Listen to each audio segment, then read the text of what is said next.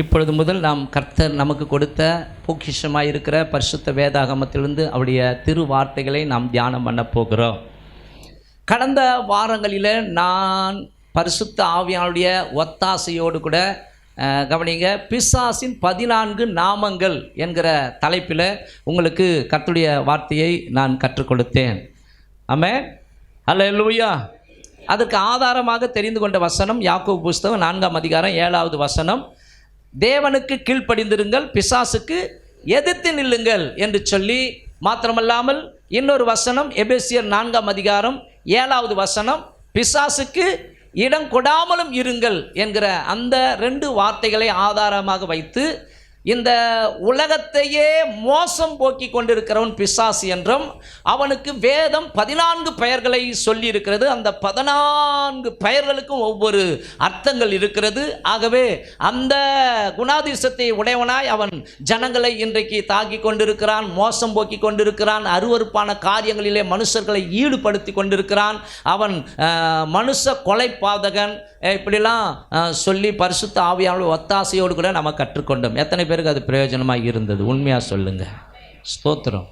கவனிங்க அன்பானவர்ல, அவனுடைய 14 நாமங்களை உங்களுக்கு மறுபடியும் ஞாபகப்படுத்த விரும்புகிறேன். லூசிபர் என்று சொன்னேன், சாத்தான் என்று அவனுக்கு சொல்லப்பட்டிருக்கிறது வேதத்தில், பிசாசு என்று சொல்லப்பட்டிருக்கிறது, அசுத்தாவி என்று சொல்லப்பட்டிருக்கிறது, லேகியோன் என்று சொல்லப்பட்டிருக்கிறது, இப்பிரபஞ்சத்தின் அதிபதி என்று சொல்லப்பட்டிருக்கிறது, பெயல்செபூல் என்று சொல்லப்பட்டிருக்கிறது, அபத்தோன் அல்லது அப்பல்லியோன் என்று சொல்லப்பட்டிருக்கிறது, வலு சர்ப்பம் என்று சொல்லப்பட்டிருக்கிறது, அந்தி கிறிஸ்து என்று சொல்லப்பட்டிருக்கிறது, கள்ள தீர்க்கதரிசி என்று சொல்லப்பட்டிருக்கிறது, பொய்யன் என்று சொல்லப்பட்டிருக்கிறது, கொலைபாதகன் என்று சொல்லப்பட்டிருக்கிறது, திருடன் என்று சொல்லப்பட்டிருக்கிறது.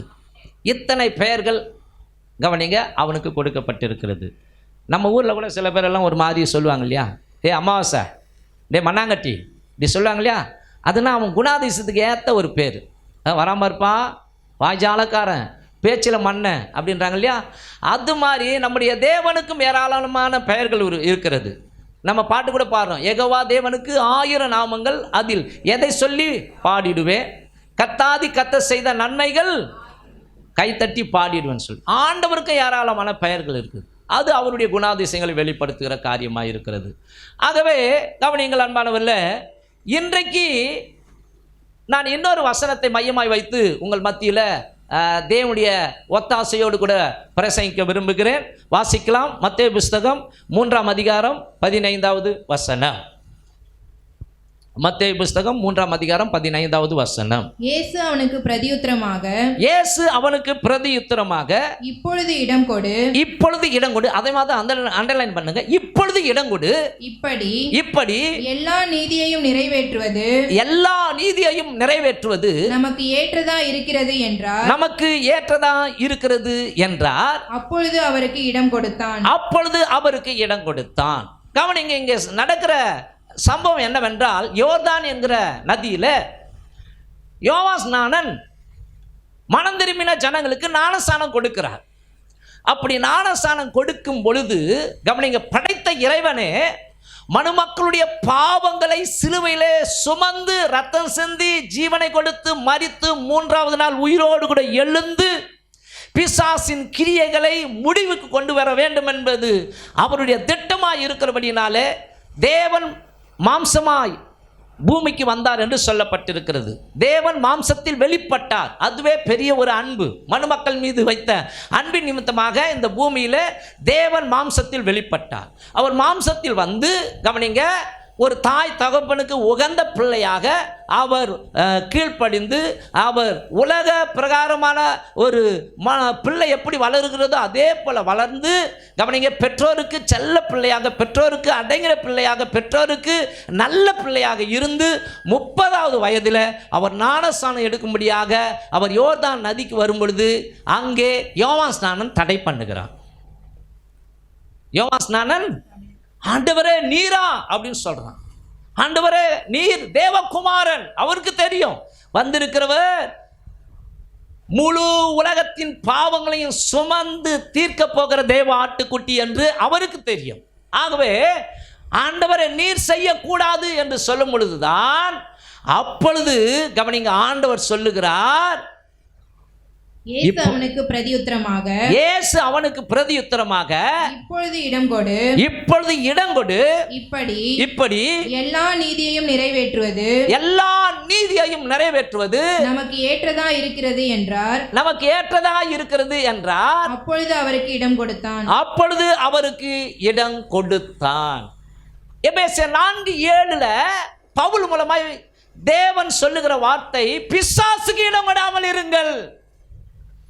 ஆனால் இங்கே மத்தேயு 3:15 கவனிங்க, யோவான் ஸ்நானனை பார்த்து சொல்லுகிறார், எனக்கு இடம் கொடு. இன்றைக்கு உட்கார்ந்து இருக்கிற நம்மை பார்த்து ஆண்டவர் சொல்லுகிறார், நீங்கள் யாருக்கு இடம் கொடுக்க போகிறீர்கள்? நீங்கள் யாருக்கு இடம் கொடுக்க போகிறீர்கள்? அன்பானவர்களே, இந்த உலகத்தில் 2 விதமான ராஜ்யங்களுக்கு யுத்தம் நடந்து கொண்டிருக்கிறது. ஒன்று ஒளியின் ராஜ்யம், இன்னொன்று இருளின் ராஜ்யம். ஒன்று தேவனுடைய ராஜ்யம், இன்னொன்று சாத்தானின் ராஜ்யம். சாத்தானின் ராஜ்யம் தற்காலிகமானது. அவனுடைய ராஜ்யத்தில் இருக்கிற அத்தனை பேரையும் ஆண்டவர் முடிவிலே கவனிங்க நியாய தீர்ப்பிலே கொண்டு வந்து அவர்களை அக்னியும் கந்தகமும் எரிகிற நெருப்பு கடலிலே தள்ளுவார். அவரே நித்திய நியாயாதிபதி, அவரே பேரண்டங்களை உண்டாக்கினவர். தற்காலிகமாக இந்த உலகம் கவனிங்க பிசாசுக்கு ஒப்பு கொடுக்கப்பட்டிருக்கிறது. ஒப்பு கொடுக்கப்பட்டிருந்தாலும் கவனிங்க, தேவனுடைய பிள்ளைகளுக்கு தெரிந்திருக்க வேண்டும், அந்த அதிகாரத்தை கர்த்தர் பிடுங்கி விட்டார். தேவன் இந்த பூமிக்கு வந்ததின் நோக்கம் 20 காரணங்கள் வேத ஆராய்ச்சியாளர்கள் மூலமாக சொல்லப்பட்டிருந்தாலும் அதில் ஒரு முக்கிய காரணம் பிசாசின் கிரியைகளை அழிக்கும்படிக்கே வெளிப்பட்டார். சரிங்களா? ஆகவே அன்பானவர்களே கவனிங்க, இந்த பூமிக்குரிய ஜீவியத்தில் ஒளியின் ராஜ்யத்திற்கும் இருளின் ராஜ்யத்திற்கும் யுத்தம் நடந்து கொண்டிருக்கிறது. ஒரு பாட்டு கூட இருக்குது, அந்த பக்கம் என்னை இழுக்கிறார்கள், இந்த பக்கம் என்னை இழுக்கிறார்கள். ஒரு பக்கம் ஆண்டவரும் ஆண்டவருடைய சேனையும் அவருடைய ராஜ்யத்திற்காக நம்முடைய ஆத்மாவை அழைக்கிறார்கள். இன்னொரு பக்கம் கவனிங்க, சாத்தானும் சாத்தானுடைய கூட்டமும் அழிந்து போகிற அந்த ஆக்கினைக்கு நேராக நம்முடைய ஆத்மா அழிய வேண்டும். சொல்லொன்னா அந்த ஆக்கினையில துடித்து காலமெல்லாம் நித்திய ஆக்கினையை பெற்றுக்கொள்ள வேண்டும் என்று அவர்களும் துடிக்கிறார்கள். ஆகவே 2 ராஜ்யத்துக்கும் இடையே யுத்தம் நடந்து கொண்டிருக்கிறது. எப்பொழுதுமே தேவனுடைய ராஜ்யம் ஜெயித்தது. கரங்களை தட்டிய அவருடைய ராஜ்யத்துக்கு ஆமாம் அவருடைய ராஜ்யம் நித்திய ராஜ்யம். அந்த ராஜ்யத்திற்கு ஒரு நாளும் தோல்வி இல்லை. நீங்கள் எந்த ராஜ்யத்திற்கு உங்கள் இருதயத்திற்கு இடம் கொடுக்க போகிறீர்கள்? எந்த ராஜ்யத்திற்கு உங்கள் இருதயத்தில் இடம் கொடுக்க போகிறீர்கள்? கடந்த காலங்களில் 1995 என்னுடைய இருதயத்தை முழுமையாய் ஆண்டு கொண்டிருந்தது இருளின் ராஜ்யம், சாத்தானின் ராஜ்யம். கண்டதை காட்சி கொண்டதை கோலம் மனம் போல வாழ்க்கை, சினிமா தியேட்டர், சீட்டாட்டம், ஸ்தோத்திரம், பிடிச்ச நண்பர்களோடு கூட கேளிக்கை, பரியாசம், இப்படி தான் வாழ்ந்து கொண்டிருந்த என்னுடைய வாழ்க்கையில் 95வது வருஷத்தில் இதயத்தில் வாழ்வு இயங்காமல் என்னுடைய வாழ்க்கை மரணத்துக்கு நேராய் திருப்பப்பட்ட பொழுது ஒளியின் ராஜ்யத்தின் தலைவராகி இயேசு கிறிஸ்து வந்து என் வாழ்க்கையை மாற்றி அமைத்தார். வருத்தப்பட்டு பாரம் சுமக்கிறவர்களை நீங்கள் எல்லாரும் என்னிடத்தில் வாருங்கள், நான் உங்களுக்கு இளைப்பாறுதலை தருவேன் என்று சொன்ன ஆண்டவர் அன்றைக்கு அவரை உள்ளத்திலே ஏற்றுக்கொண்டபடியினாலே ஒரு மெய்யான சமாதானத்தை அனுபவிக்க எனக்கு அவர் கிருபை பாராட்டினார். அவருடைய ராஜ்யம் நித்தியமான ராஜ்யம். இன்றைக்கும் அந்த யுத்தம் நடந்து கொண்டே இருக்கிறது. எது வரைக்கும்? கவனிங்க, வெள்ளை சிங்காசன நியாய தீர்ப்பில் ஆண்டவர் அமர்ந்து கவனிங்க நியாயம் தீர்க்கிற வரைக்கும். ஆகவே இந்த உலகத்திலே பெரும்பான்மை மக்கள் அந்த இருளின் ராஜ்யத்திற்கு, சாத்தானுடைய ராஜ்யத்திற்கு இடம் கொடுத்திருக்கிறார்கள். நீங்களும் நானும் தேவனுடைய ராஜ்யத்திற்கு இடம் கொடுக்க வேண்டும். நீங்களும் நானும் ஆண்டவருக்கு இடம் கொடுக்க வேண்டும். அல்லேலூயா, ஆமென். நாம் ஆண்டவருக்கு இடம் கொடுத்தால் ஆண்டவருடைய ஆலயமாய் இருப்போம். சாத்தானுக்கு இடம் கொடுத்தால் நாம் சாத்தானுடைய ஆளாய் இருப்போம். ஆகவே நாம் யாருக்கு இடம் கொடுக்கிறோம்? உங்கள் சரீரமானது நீங்கள் தேவனாலே பெற்றுக்கொண்டதும் உங்களில் தங்கியும் இருக்கிற பரிசுத்த ஆவியின் ஆலயமாய் இருக்கிறது என்று அறியீர்களா? கிரயத்திற்கு கொல்லப்பட்டீர்களே, ஆகையால் தேவனுக்கு உடையவைகளாகிய உங்கள் சரீரத்தினாலும் உங்கள் ஆவியினாலும் தேவனை மகிமைப்படுத்துங்கள் என்று பரிசுத்த வேதாகமம் கூறுகிறது. அல்லேலூயா. ஒரு பாட்டு பாடுவாங்க, தூண்டி விட்டு வேடிக்கை பார்க்கிறான் பிசாசு, உன்னை ஆசை காட்டி மோசம் போக்குறான். ஆகவே ஏமாந்துடாத, ஜாக்கிரதையாயிரு. ஆகவே கவனிங்க, இன்னைக்கு யாரை வாயில போட்டுக்கலாமோ, ஒரு பேச்சுக்கு சொல்றோம் இல்லையா, அது மாதிரி யாரை விழுங்கலாமோ என்று பிசாசானவன் வகை தேடி சுற்றி திரிந்து கொண்டிருக்கிறானா. ஆகவே இன்றைக்கு நாம் படிக்க போகிற செய்திக்கு ஒரு தலைப்பை கொடுக்க வேண்டும் என்றால், கவனிங்க, கடவுளுக்கு இடம் கொடுத்தால் கடவுள் நம்மோடு கூட வந்து உறவாடுவார், தேவனோடு கூட நல்ல உறவு கிடைக்கும், நமக்கு ரட்சிப்பு உண்டாகும், நமக்கு சமாதானம் கிடைக்கும், நமக்கு பரிசுத்த ஆவியின் அபிஷேகம் கிடைக்கும், நமக்கு வல்லமை கிடைக்கும், வரங்கள் கிடைக்கும். இந்த உலகத்திலும் நல்லா இருக்கலாம், மறுமையில் நித்திய ஜீவனை பெற்றுக்கொள்ளலாம். ஆனால் பிசாசுக்கு நம்ம இடம் கொடுப்போமானால் தீமைகள் சந்திக்க வேண்டி வரும். ஆகவே இன்றைக்கு நாம ஆண்டவருக்கு மாத்திரமே இடம் கொடுத்து ஆண்டோட பிள்ளையாய் வாழ்ந்து கொண்டிருக்கிறோம், சந்தோஷம். ஆனாலும் நாம பிசாசுக்கு எந்த இடத்துல இடம் கொடுக்க கூடாது. ஆண்டவர் கவனிங்க, உலகத்தின் அதிபதியை பார்த்து சொல்லுவார், இதோ உலகத்தின் அதிபதி என்னிடத்தில் வருகிறான், அவனுக்கு என்னிடத்தில் ஒன்றுமே இல்லை. அப்போ உங்களை பார்த்தாலும் அப்படிதான் நீங்க சொல்லணும், சாத்தான் என்னை நோக்கி வருகிறான், சாத்தானே உனக்கு என்னிடத்தில் ஒன்றுமே இல்லை. எத்தனை பேரால சொல்ல முடியும்? எனக்கு தெரியாது. ஏன்னா அந்தரங்கத்தை எல்லாம் கட்ட தான் பார்க்குறாரு. என் அந்தரங்கத்தை நீங்கள் பார்க்க முடியாது, உங்கள் அந்தரங்கத்தை நான் பார்க்க முடியாது, நம்ம எல்லாருடைய அந்தரங்கத்தையும் பார்த்து கொண்டிருக்கிறவர் கர்த்தர். ஆமென். ஆகவே இந்த நாளிலே நாம் படிக்க போகிற தியானத்திற்கு ஒரு தலைப்பை கொடுக்க வேண்டும் என்றால், பிசாசினால் வரும் தீமைகள், பிசாசினால் மனிதனுக்கு ஏற்படும் தீமைகள் என்பதை குறித்து நாம் இன்றைக்கு கொஞ்சம் தியானித்து நாம் கவனமாக இருந்து நம்முடைய ஆவிக்குரிய ஜீவியம் ஒருவேளை ஒழுங்கின்மையாக இருக்குமானால் அதை சீர்படுத்த தேவ ஆவியானவர் நமக்கு உதவி செய்வாராக. ஹல்லேலூயா. முதலாவது காரியம், பாவம் செய்ய தூண்டுவான். யாரு? மனுஷனை. மனுஷன் பிசாசுக்கு இடம் கொடுத்தால் அவன் முதலாவது செய்கிற காரியம் என்னன்னா, பாவம் செய்வதற்கு அவன் தூண்டி விடுகிறவனாய் இருக்கிறான். வாசிக்கலாம், யோவான் புஸ்தகம் 13ஆம் அதிகாரம் 2வது வசனம். சீமோனின் குமாரனாகிய யூதாஸ் காரியோத்து அவரை காட்டி கொடுக்கும்படி பிசாசானவன் அவன் இருதயத்தை தூண்டின பின்பு, கவனிக்கணும், ஒரு அப்போஸ்தலனாய் இருக்கும்படிக்கு தெரிந்து கொள்ளப்பட்ட யூதாஸ் காரியோத்தை கவனிங்க, அவன் ஆண்டவருக்கு இடம் கொடுக்கிற, ஆண்டவரோடு கூட இருந்த ஒரு மனுஷா இருக்கிற வரைக்கும் பிரச்சனை இல்லை. ஆனா அவன் தன்னுடைய இருதயத்தை பொருளாசைக்கு விற்றபடினாலே, பொருளாசைக்கு இடம் கொடுத்தபடினாலே பிசாசு அவனை இயக்க ஆரம்பித்தான். பிசாசு அவனுடைய இருதயத்திலே ஆளுகை செய்ய ஆரம்பித்தான். அப்போ அங்கே சொல்லப்பட்டிருக்கிறது, இயேசு கிறிஸ்துவை காட்டி கொடுக்கும்படி பிசாசனவன் அவன் இருதயத்தை தூண்டின பின்பு அவர்கள் போஜனம் பண்ணி கொண்டிருக்கையில் தம்முடைய கையில் பிதா எல்லாவற்றையும் ஒப்பு கொடுத்தார் என்பதையும் தாம் தேவனிடத்திலிருந்து வந்ததையும் தேவனிடத்திற்கு போகிறதையும் இயேசு அறிந்து போஜனத்தை விட்டு எழுந்து வஸ்திரங்களை கழற்றி வைத்து ஒரு சீலையை எடுத்து அறையிலே கட்டிக்கொண்டு பின்பு பாத்திரத்தில் தண்ணீர் வார்த்து சீஷருடைய கால்களை கழுவவும் தாம் கட்டி கொண்டிருந்த சீலையினால் துடைக்கவும் தொடங்கினார். போதுமா? இந்த நிகழ்வு நடந்து கொண்டிருக்கும் பொழுது மொத்தம் 12 சீஷர்கள், அந்த 12 சீஷர்ல ஒருவன் பெயர் யூதாஸ் காரியோத்து இல்லையா, அவனுக்குள்ள இயேசுநாதரை காட்டி கொடுக்க வேண்டும் என்கிற ஒரு எண்ணம் வந்துவிட்டது. அது பாவம் தானே? ஆமென். எவ்வளவு வெள்ளிக்காசுக்கு? 30 வெள்ளிக்காசுக்கு இயேசுவை காட்டி கொடுக்க வேண்டும் என்ற இருதயம் அவன் உள்ளத்திலே வந்ததற்கு காரணம் பிசாசு. ஆகவே இந்த உலகத்திலே நீங்களும் நானும் கவனிங்க வாழ்ந்து கொண்டிருந்தாலும் சில நேரங்களில் கவனிங்க, பிசாசுக்கு நாம இடம் கொடுக்க கூடாது. எப்பவுமே இந்த ஆறு பிசாசு கூட நம்பலாங்க, ஆனால் ஆடாத பிசாசு நிறைய பேருக்குள்ள ஒளிந்திருக்கும். ஆடாத பிசாசு நிறைய பேருக்குள்ள ஒளிஞ்சிருக்கும். ஸ்தோத்திரம். அதை முற்றிலுமாக அழிக்கிற சக்தி வார்த்தைக்குத்தான் உண்டு. சத்தியத்தையும் அறிவீர்கள், சத்தியம் உங்களை விடுதலையாக்கும்.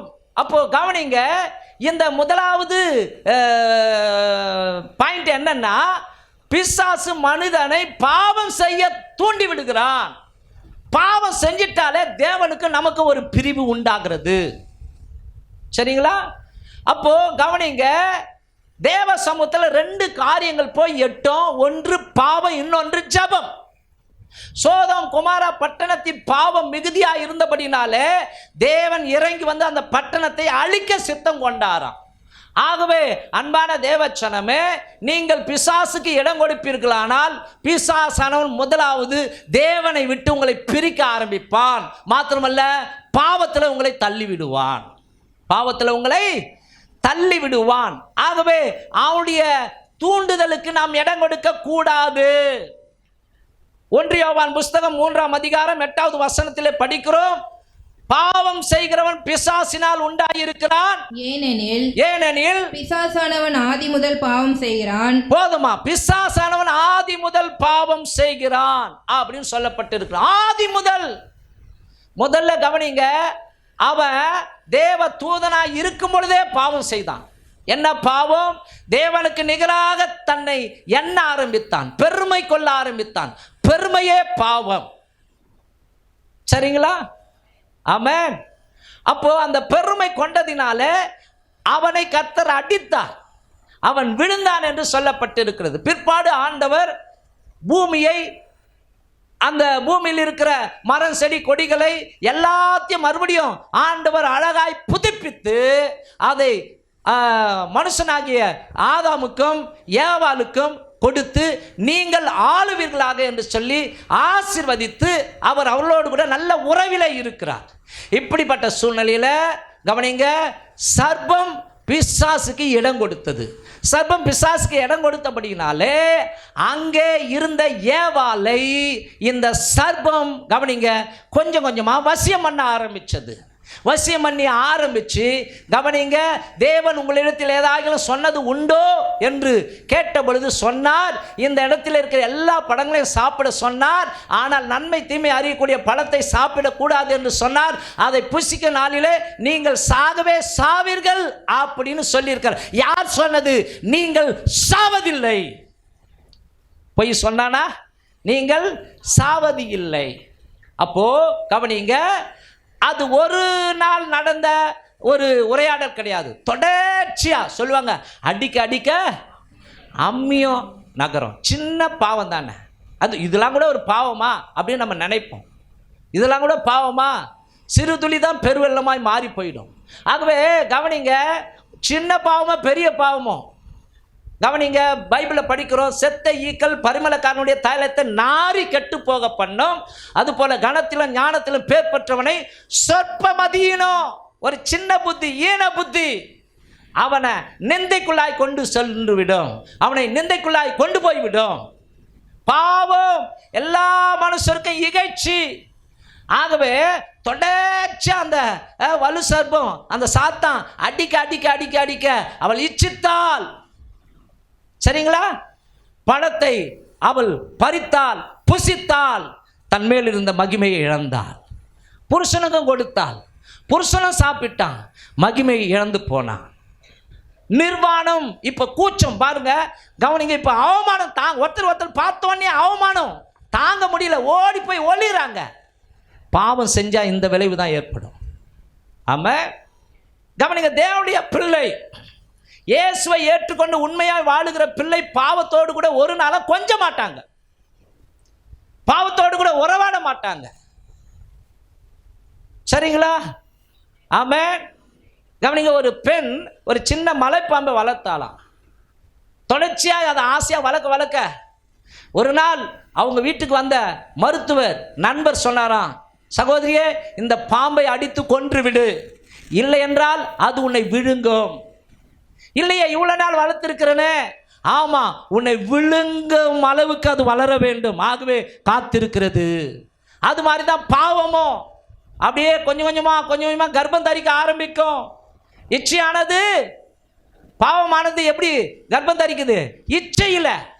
அப்படிதானங்க? அந்த தாவீது கவனிங்க, உப்பரிகள் மேலே ஏறி உலாவ ஆரம்பிக்கிறான். உலாவும் பொழுது தூரத்திலே உரியாவின் மனைவி குளித்து கொண்டிருக்கிறதை பார்த்த உடனே இச்சிக்க ஆரம்பித்தான்.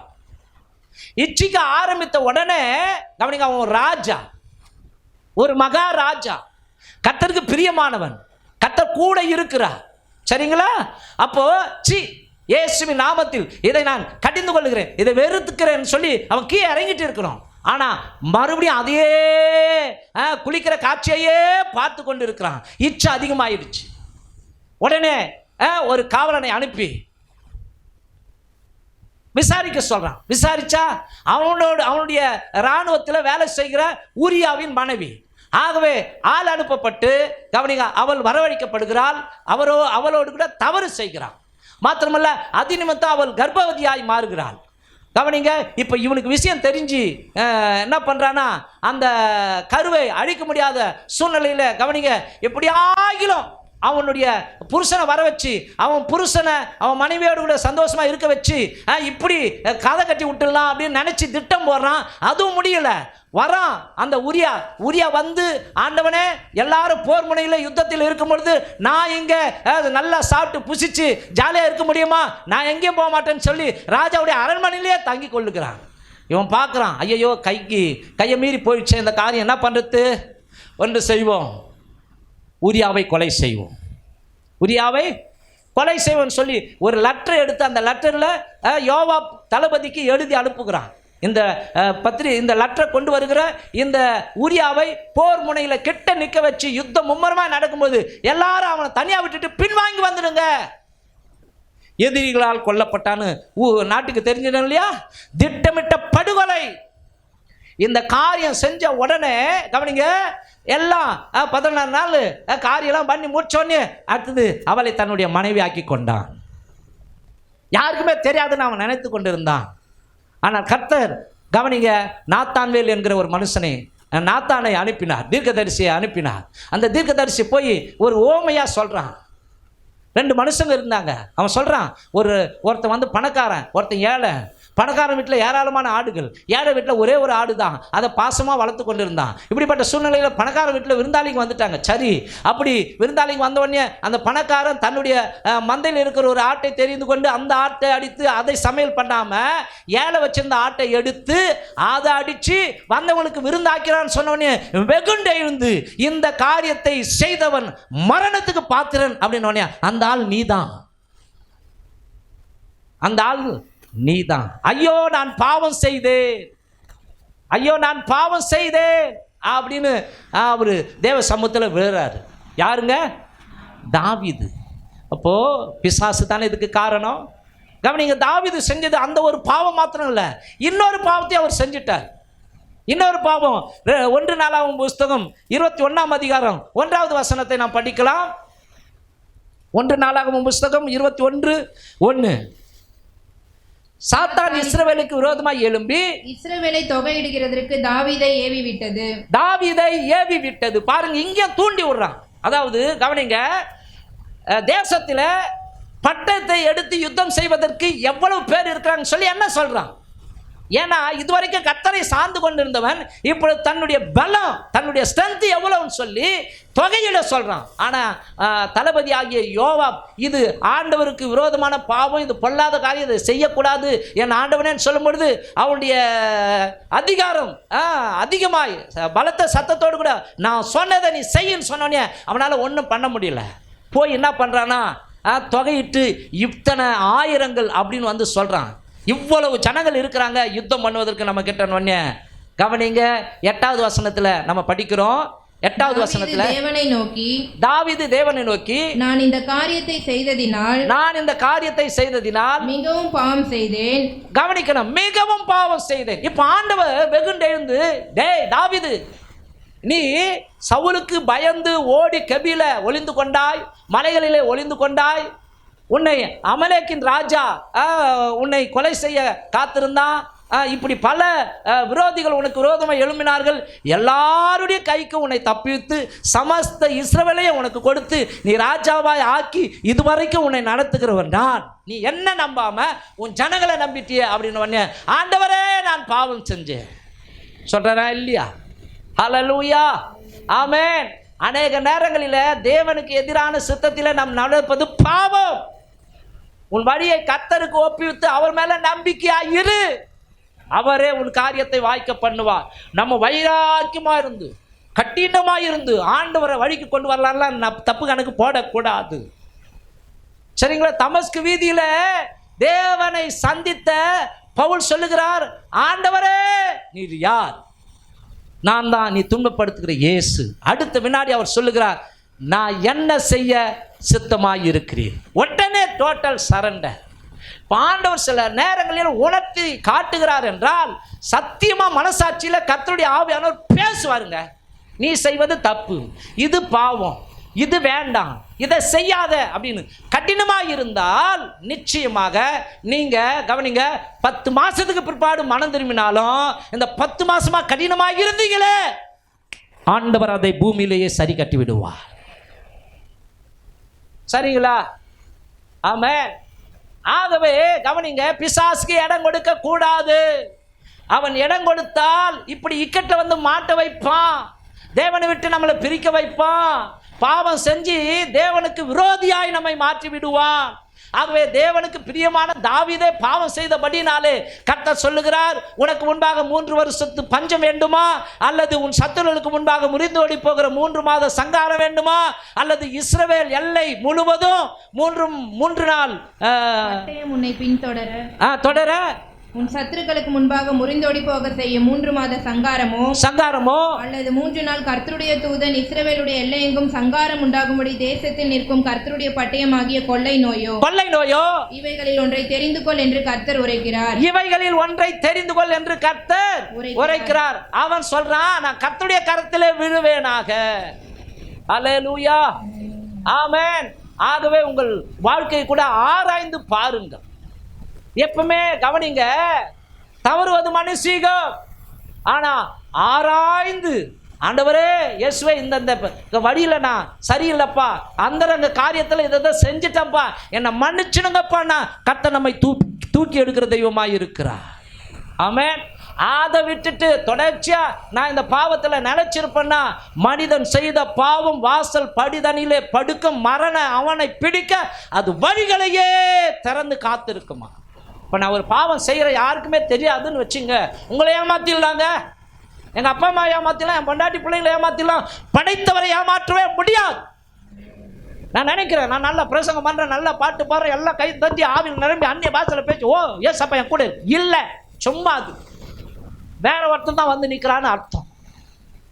ஆமென், ஹல்லேலூயா. சின்ன பாவமோ பெரிய பாவமோ எதுவோ தேவனுக்கு நமக்கு இடையில உறவை முறிக்கிற எந்த பாவமாக இருந்தாலும் அதை ஆவியின் பட்டயமாகிய வார்த்தையால வெட்டி தள்ளுங்கள், அதை வெறுத்து தள்ளுங்கள். யோசபாத் சிறந்த உதாரணம். ஆதிய காலத்தில் அவனுக்கு பைபிள் கிடையாது, சர்ச்சு கிடையாது, ஆனாலும் தேவனுக்கு விரோதமான இப்படிப்பட்ட பொல்லாத பாவமாகிய விபச்சாரத்தை நான் செய்வது எப்படின்னு சொல்லி கவனிங்க, துணியை உதறிட்டு ஓடியாந்துட்டான். அவனுக்கு அவர் கையை தட்டல். ஆமென், அல்லேலூயா. கவனிங்க, ஆண்டவர் தெய்வம்னா ஆண்டவரை தான் பின்பற்றணும். ஓகேவா? நம்முடைய கையை கொண்டு போய் ஜோசிக்காரனுக்கு கொடுக்கக்கூடாது. ஓகேவா? நம்ம ஆண்டோடைய பிள்ளைகள்னா நல்ல நேரம் கெட்ட நேரம் பார்க்கக்கூடாது. ஆண்டோடைய பிள்ளையானால் தைரியமா சனிக்கிழமை கல்யாணத்தை நடத்தணும். ஆமையெல்லாம் சொல்லுவோம், ஆனால் ப்ராக்டிக்கலாக வரும்போது வேணா, புதன்கிழமை நடத்திடலாம், திங்கக்கிழமை நடத்திடலாம், வெள்ளிக்கிழமை நடத்திடலாம். பாருங்க, கல்யாணத்தெல்லாம் பாருங்களேன், கிறிஸ்துவ திருமணங்களை பாருங்களேன், அந்த ரட்சிக்கப்படாத மக்கள் முகூர்த்த நாள்னு வச்சுக்கிறாங்க பாருங்க, அந்த நாளில் தான் கல்யாணமே நடக்கும். அப்போ நல்ல நேரம் பார்க்கறது, கெட்ட நேரம் பார்க்கறது, இதுவே ஆண்டவரை அவமானப்படுத்துகிற ஒரு செயலாய் மாறுகிறது. எத்தனை பேர் இந்த ஆமான்னு சொல்றீங்க? ஆகவே ஸ்தோத்திரம். கவனிங்க, பாவம் செய்ய தூண்டி விடுகிறான் பிசாசு. சரிங்களா? ஆகவே ஸ்தோத்திரம். சினிமா பார்ப்பது பாவம், சீரியல் பார்ப்பது பாவம், கெட்ட வார்த்தை பேசுவது பாவம், பொய் பேசுவது பாவம், திருடுவது பாவம். அப்புறங்க என்னென்னலாம் பாவம். வாயை திறக்கவே மாட்டீங்களே. வெத்தலை பாக்கு போறது பாவம், தண்ணி அடிக்கிறது, சாராயம் குடிப்பது பாவம். சரிங்களா? ஒருத்தரை பத்தி ஒருத்தர் குறை பேசுறது பாவம். சரிங்களா? சரிங்களா? சரிங்களா? ஆகவே ஆராய்ஞ்சு பாருங்க. ஒவ்வொரு நாளும் நம்மை ஆராய்ந்து பார்க்க வேண்டும். அப்புறம் தான் தாவீது, தேவனே என்னை ஆராய்ந்து என் இருதயத்தை அறிந்து கொள்ளும், என்னை சோதித்து என் சிந்தனைகளை தெரிந்து கொள்ளும், வேதனை உண்டாக்கும் வழி என்னிடத்தில் உண்டோ என்று பார்த்து நித்திய வழிக்கு நேரா என்னை. ஆமா, ஹல்லேலூயா. ஒரு அந்நிய தேசமாகி அமெரிக்க தேசத்துக்கு போகும்போதே என்ன பயங்கரமான செக்அப் பண்ணுவோம் தெரியுமா, நம்மள விட்டுருவானா நம்ம. ஆனால் பரலோகத்துக்கு போனோம்னா யோசிச்சு பாருங்க, பரலோகத்துக்கு போனோம்னா இங்கே எப்படிப்பட்ட வாழ்க்கை வாழணும். நம்ம பரீட்சை எழுதி கொண்டு இருக்கிறோம், நம்ம தேர்வு எழுதி கொண்டு இருக்கிறோம், காப்பி அடிச்சலாம், இங்கே பாஸ் ஆகிடலாம், அங்கே பாஸ் ஆக முடியாது, பரலோகத்துக்குள்ளே நுழைய முடியாது. ஹல்லேலூயா. இங்கே பப்ளிக் எக்ஸாமில் காப்பி அடிச்சாவது நீ பாஸ் ஆகிடலாம், ஆனால் கவனிங்க, இங்கே நீதியை பணம் கொடுத்தாவது வாங்கிடலாம். கற்பழிச்சிட்டு கவனிங்க, நான் செய்யலன்ட்டு கோடிக்கணக்கில் நீதிபதிக்கு பணம் கொடுத்து அவன் தவறான தீர்ப்பை கொடுத்து விடுதலை ஆக்கிடலாம். ஆனால் நீதி உள்ள ஒரு நியாயாதிபதி காத்து கொண்டிருக்கிறார். அவர் ஜட்ஜ்மெண்ட்ல யாருமே தப்பிக்க முடியாது. ஹல்லேலூயா. ஆகவே பிசாசுடைய முதல் வேலை தேவனையும் மனிதனையும் பிரிக்கிறான். அதற்கு மனுஷனுக்குள்ள அவன் கிரியை செய்கிற காரியம், மனுஷன் பாவம் செய்யறதுக்கு அவன் தூண்டி விடுகிறான். இரண்டாவது காரியம், வியாதிகளை கொடுக்கிறான். இரண்டாவது வியாதிகளை கொடுக்கிறான். கவனியுங்கள், இந்த காலகட்டங்கள் அறிவியல் தொழில்நுட்பம் வளர்ந்த இந்த காலகட்டங்களிலே விஞ்ஞானம் இதை ஏற்றுக்கொள்ளாது, மருத்துவம் இதை ஏற்றுக்கொள்ளாது. ஆனால் வேதம் சொல்லுகிறது பிசாசு வியாதிகளை கொண்டு வருகிறான் என்று. பிசாசு வியாதிகளை கொண்டு வருகிறான் என்று.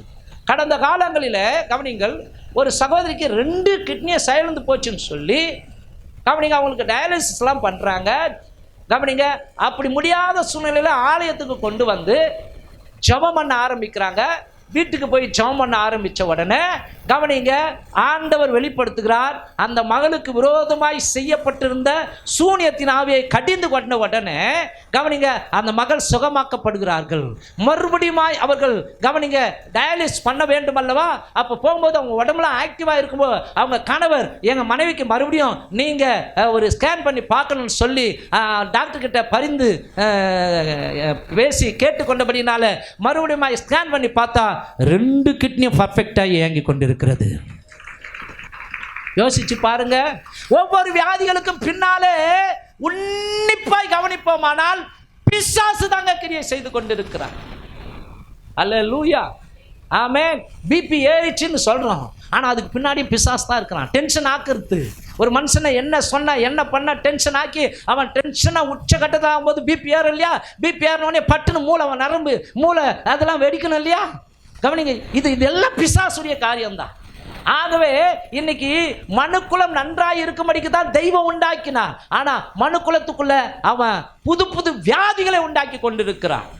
வாசிக்கலாம், லூக்கா புஸ்தகம் 13ஆம் அதிகாரம் 11வது வசனம்.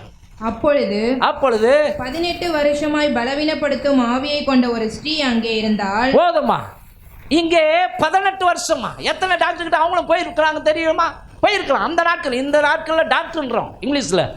அந்த காலத்தில் வைத்தியர்கள் இருந்திருப்பாங்க இல்லையா, மருத்துவ அந்த வைத்தியர்கிட்ட போயிருப்பாங்க இல்லையா, சுகம் பெற்றிருக்க முடியாது. ஆனாலும் சர்ச்சுக்கு விடாமல் போகிறாங்க. ஒரு நாள் இயேசு வந்து அந்த பலவீனத்தின் ஆவியின் அந்த வல்லமையிலிருந்து அந்த பெண்மணியை கர்த்தர் விடுதலை ஆக்குகிறார். அப்போ இது ஒரு பலவீனப்படுத்தும் ஆவி. ஆமென். சில பேர் கவனிங்க, உடம்பு ஃபுல்லாக வியாதி மாதிரி அவங்க ஃபீல் பண்ணுவாங்க. ஆனால் மருத்துவமனைக்கு போய் சுகர் டெஸ்ட் எடுத்தா normal, BP normal, cholesterol normal, அப்புறம் என்னதுங்க உப்பு நார்மல், எல்லாமே நார்மலாக இருக்கும். ஆனால் வீட்டுக்கு வந்தால் படுத்த படுக்கையாகவே கிடப்பாங்க. இது யாருடைய கிரியைகள்? பிசாசுடைய கிரியை. ஆமென். திருடன் திருடவும் கொல்லவும் அடிக்கவும் வருகிறான், நானும் அவைகளுக்கு ஜீவனை கொடுக்கவும் அந்த ஜீவன் பரிபூர்ணப்படவும் வந்தேன் என்று சொல்லுகிறார். மத்தேயு புஸ்தகம் 17ஆம் அதிகாரம் 15வது வசனம். ஆண்டவரே, என் மகனுக்கு இரங்கும், அவன் சந்திர ரோகியாய் கொடிய வேதனைப்படுகிறான், அடிக்கடி தீயிலும் அடிக்கடி ஜலத்திலும் விழுகிறான். இங்கே சொல்லப்பட்டிருக்கிற வியாதி ஒரு காக்கா வலிப்பு நோய். காக்கா வலிப்பு நோய், நரம்பு தளர்ச்சி. சரிங்களா?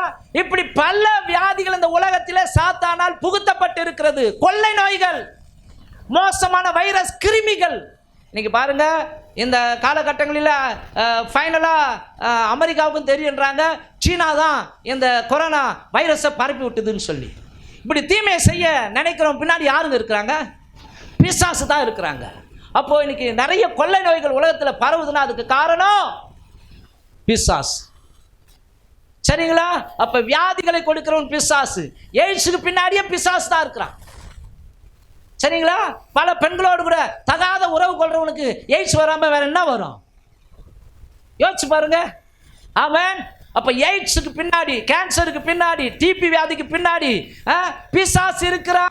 நரம்பு தளர்ச்சியாக வருது, பயம், பதட்டம், எந்த நேரமும் கிளி பிடிச்சிக்கணும். அப்போ தேவன் பயமுள்ள ஆவியை கொடாமல் அன்பும் பலமும் தெளிந்த புத்தியுமுள்ள ஆவியை கொடுத்திருக்கிறார் என்று வேதம் சொல்லுகிறது.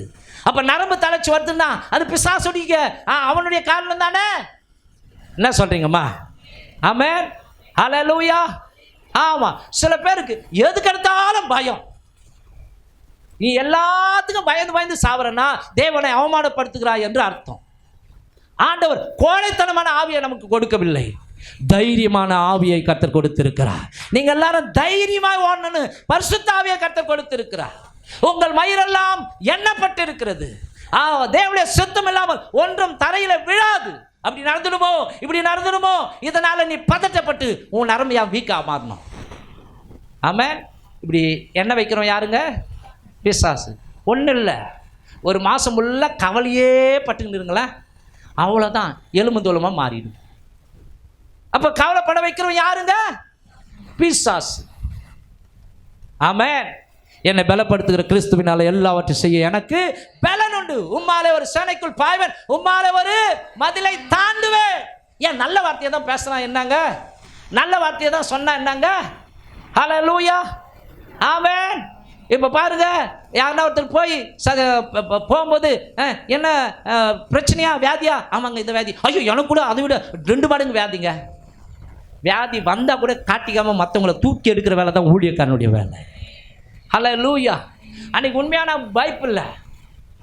நான் சரியாயிடும் விடுமானா என் பொண்ணு தான் எல்லாருக்கும் ஃபோன் பண்ணிச்சு. ஃபோன் பண்ணி ஹாஸ்பிட்டலுக்கு கொண்டு போய் ட்ரிப்ஸில் ஏற்றும் போய் அங்கே இருக்கிற நபர் இன்னும் பயங்காட்டி விட்டுக்கிறாப்புல. பல்ஸ் குறைஞ்சிச்சு, அதை பண்ணிச்சு, அவ்வளோதான். அப்புறம் கொஞ்சிருந்தா அவ்வளோதான், மூளைக்கெல்லாம் ஏறி கை கால் விழுந்திருக்கோம், வாய் கோணையின்னு இருக்கும். இப்படி பேசினா 2 என்ன ஆகும்? என் பொண்டாட்டி ஒன்றும் எப்பா எங்களுக்கு உங்களை தவிர யார் இருக்கிறாங்க? பாருங்க, இதெல்லாம் ஒரு அவிசுவாசமான வார்த்தை. அதுக்காக நான் தப்புன்னு சொல்ல, மருத்துவத்தை குறை சொல்ல வரவில்லை. கவனிங்க, ஒருவேளை ஸ்தோத்திரம் அந்த காரியம் வந்ததுன்னா என்னுடைய கவனக்குறைவாக இருக்கலாம். ஆனால் அன்றைக்கி ஃபுல்லாக நான் வெயிலில் சுற்றினேன். வெயிலில் சுற்றிட்டு கவனிங்க வந்து வண்டியெல்லாம் கழுவிட்டு ஒரு 1:30 மணி இருக்கும், நீண்ட நாட்களுக்கு பிற்பாடு அருமையான கருவாட்டு குழம்பு சாப்பிட்டேன்.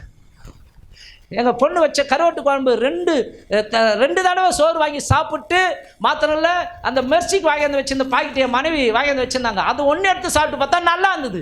இந்த மளிகை கடைலாம் விற்கிறது அது என்ன எண்ணெயோ, நான் அதை ஒரு 10 சாப்பிட்டு மறுபடியும் ஒரு டீயை குடிச்சா ஜீரணம் ஆகலை, வாமிட்டிங் வரா மாதிரி. வாந்தி எடுத்தோடனே பிபி ஆட்டோமேட்டிக்காக கூட ஆரம்பிக்கும். உடனே பார்த்தவங்க பயந்துட்டாங்க, ஐயோ அப்பாவுக்கு எதுவும் ஆயிடுச்சு. அதனால் தப்பு தான், என்னுடைய கவனக்குறைவும். ஆமென். ஹல்லேலூயா. ஊழியம் செய்கிறவங்க கண்டதுக்கு நாக்க போட்டுக்குன்னு தொங்கக்கூடாது, கட்டுப்பாடு தேவை. உன் தொண்டையில் கத்தியவை. அப்போ சின்ன சின்ன காரியத்துக்கெல்லாம் ஆசைப்பட்டு அதை தின்னு ஒன்று தின்னா நல்லா இருக்குதா, ருசியாக இருக்குதுன்னு 10 தின்னு போட்டேன். 10 தின்னுட்டு தீயை பிடிச்சா அது ஜீரணமாகுமா? இங்கே வந்து அச்சின்னுக்குது, இங்கே வந்து இங்கே குத்திக்கணும்னா ஒன்னே வாந்தி எடுக்க தான் தோணும். இதை பார்க்குற பிள்ளைங்க என்ன பண்ணுவாங்க, ஐயோ அப்பாவுக்கு என்னமோ ஆயிடுச்சு. வாந்தி எடுத்த டயர்டில் சும்மா அப்படி பட்ட பாருங்க, எங்கள் அப்பா மயக்கம் போட்டு விழுந்துட்டாரு.